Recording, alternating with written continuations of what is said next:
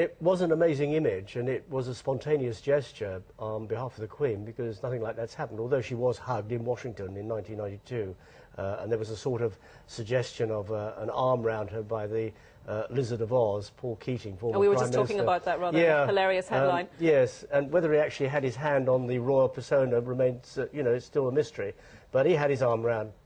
But nothing like this has been seen before, so yeah, it is a first, but she fell in with it.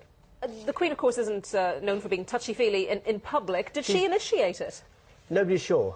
Nobody's too sure who initiated it. My guess is that Mrs. Obama probably initiated, because they're very much into touchy-feely. The Queen's of a generation that is not. And everybody's been exercised by protocol. There's no such thing as protocol. There's nothing Well, this is an down. interesting point. Lots of us do think that there is a protocol which says someone mustn't, as we said in the introduction to you, they mustn't touch the Queen unless she offers her hand. Well, there's nothing actually written down. There's nothing written down that says you must bow or you must curtsy. You do it if you feel like it, and if you don't want to do it, you're not going to be sent off to the Tower of London. And what happened with Mrs. Obama, it's not a sort of chopping of the head punishment. But it's just a general consensus within the organisation that she's not of a touchy-feely generation. She doesn't do hug. She's never. I mean, if you see her with her own children, it's hardly a hug. It's a sort of peck on the cheek.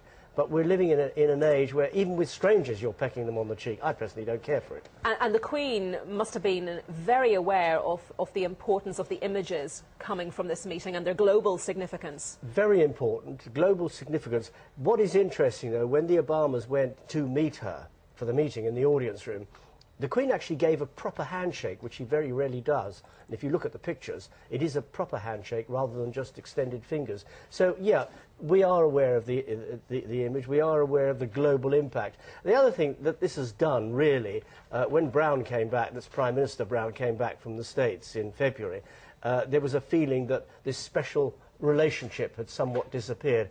I think the special relationship is really firmly back where it belongs as a result of this meeting. And just a quick thought on that Berlusconi question. Do you think the Queen wasn't amused, or was it just mock disapproval when he shouted out President Obama's name at that photo call?